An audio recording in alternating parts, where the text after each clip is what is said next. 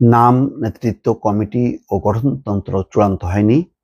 শিক্ষার্থীদের নতুন দল ঘিরে রাজনীতিতে নানা সমীকরণ। দর্শক, একটি আলোচনা চলছে খুব জোরে সোরে, এবং সেই দলের গতি প্রকৃতি কেমন হবে, তার সাথে সরকারের সম্পর্ক কেমন হবে, সেগুলো নিয়ে কিন্তু রাজনীতিতে আলোচনা আছে। এবং বিশেষ করে প্রধান রাজনৈতিক দল বাংলাদেশ জাতীয়তাবাদী দল বিএনপি এই নতুন রাজনৈতিক দলের কর্মকাণ্ড গতিবিধির দিকে নজর রাখছে।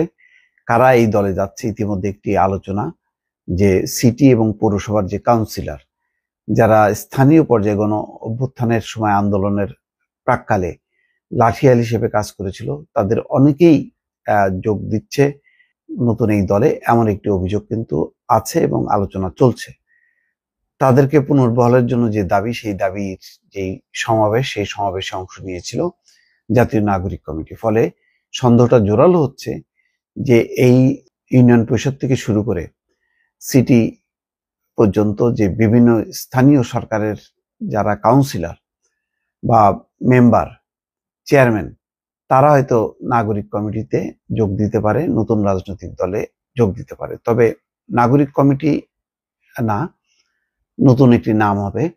কি নাম হবে সেটি নিয়ে আলোচনা হচ্ছে। সেই নামের আগে পিছে জাস্টিস শব্দটা বসবে বলে এই রিপোর্টে বলা হচ্ছে, কালবেলার রিপোর্টে যেটা বলা হচ্ছে। গত 16 ডিসেম্বর বিজয় দিবসে রাজধানীতে বড় শোডাউন করে নতুন দল গঠনের বিষয়ে জানান দেয় জাতীয় নাগরিক কমিটি। বড় ছিল নিঃসন্দেহে তাদের এই শোডাউনটি। রাষ্ট্র সংস্কার ও পুনর্গঠনের লক্ষ্যে গঠিত জাতীয় নাগরিক কমিটি এবং গণঅভ্যুত্থানের পক্ষের শক্তির সমন্বয়ে এই দল গঠিত হবে। অর্থাৎ এই সংস্কার কার্যক্রমের সঙ্গে যারা জড়িত আছে, যেই নাগরিক কমিটির সমর্থন তারা, এবং যেই গণঅভ্যুত্থানের যেই যারা লড়েছিল, যে ছাত্ররা, তাদের সমন্বয়ে এই দলটি হবে। নাম চূড়ান্ত না হলেও দলের আগে পরে থাকতে পারে জাস্টিস শব্দটি। তৃণমূল পর্যায়ে কমিটি গঠন শেষে ফেব্রুয়ারি নাগাদ ঘটতে পারে দলের আত্মপ্রকাশ। অনেকে বলে যে জাতীয় নির্বাচন পেছানোর পেছনে এটা একটা কারণ, যে নতুন রাজনৈতিক দল সংগঠিত হবার পর তারা নির্বাচনে অংশ নেবে এবং সেই নির্বাচনে যাতে তারা ভালোভাবে পার্টিসিপেট করতে পারে, সেই কারণেই হচ্ছে নির্বাচনের তারিখটা পেছানো হচ্ছে, যত দূর বাড়ানো যায় তেমন একটি প্রচেষ্টা রয়েছে বলে কেউ কেউ বলছেন। বাংলাদেশের রাজনীতিতে নতুন ধারা যুক্ত করতে যাচ্ছে, শিগগিরই নতুন একটি রাজনৈতিক দল গঠন হতে যাচ্ছে। বলা হচ্ছে রাষ্ট্র সংস্কার ও পুনর্গঠনের লক্ষ্যে জাতীয় নাগরিক কমিটি ও গণঅভ্যুত্থানের পক্ষের শক্তি সমন্বয়ে এই দল গঠিত হবে, যার লক্ষ্য ফ্যাসিবাদী ব্যবস্থার বিলোপ এবং নতুন রাজনৈতিক বন্দোবস্তে এক দফা দাবির আকাঙ্ক্ষাকে ধারণ করে দেশ ও জাতির সমস্যা সমাধান। তবে দলটির নাম, নেতৃত্ব, কমিটি, গঠনতন্ত্র এবং অন্যান্য আনুষঙ্গিক বিষয় এখনো চূড়ান্ত হয়নি। এ বিষয়ে কার্যক্রম চলমান রয়েছে বলে জানান সংশ্লিষ্টরা। তবে একটি সূত্র বলছে, যেহেতু বৈষম্যের বিরুদ্ধে সর্বক্ষেত্রে ন্যায় বিচারের পক্ষে তাদের আন্দোলন, তাই দলের আগে পরে জাস্টিস শব্দটি থাকতে পারে।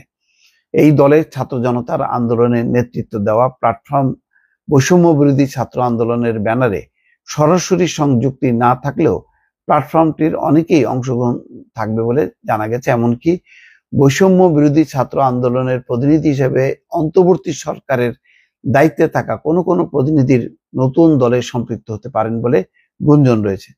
তবে অন্তর্বর্তী সরকারের যদি আসিফ মাহমুদ বা নাহিদ ইসলাম তারা যদি যোগ দেন, বা আদিলুর রহমান খান, আমি জানি না ঠিক, তবে তারা কি থাকতে পারবেন কিনা, কারণ তখন তো একটা রাজনৈতিক দল, সেই দলের কেউ তো সরকারে থাকতে পারে না।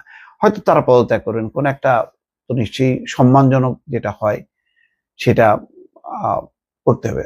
এটা ঠিক, বাংলাদেশের বাস্তবতা একটা রাজনৈতিক দল দরকার। আওয়ামী লীগের রাজনীতির যে শূন্যতা, সেই শূন্যতা পূরণ করার জন্য নতুন রাজনৈতিক দল দরকার, নতুন চিন্তা ভাবনা দরকার। বাংলাদেশের রাজনীতি বহুদিন আওয়ামী লীগ কেন্দ্রিক এবং বিএনপি কেন্দ্রিক। তার বাইরে যদি একটি গণতান্ত্রিক রাজনৈতিক দল সংগঠিত হয় তাহলে সেটা খারাপ না, কিন্তু এটা বুঝতে হবে যে এটা যাতে কোনোভাবেই এর ভিতরে ষড়যন্ত্র বা চক্রান্ত ভর না করে, সরকার যাতে নিরপেক্ষভাবে চলতে পারে, তা নাহলে সরকারের সাথে বিএনপির যে দূরত্ব বা ভুল বোঝাবুঝি সেটা কিন্তু আরো বাড়তে থাকবে। দর্শক, ভালো থাকবেন। আল্লাহ হাফেজ।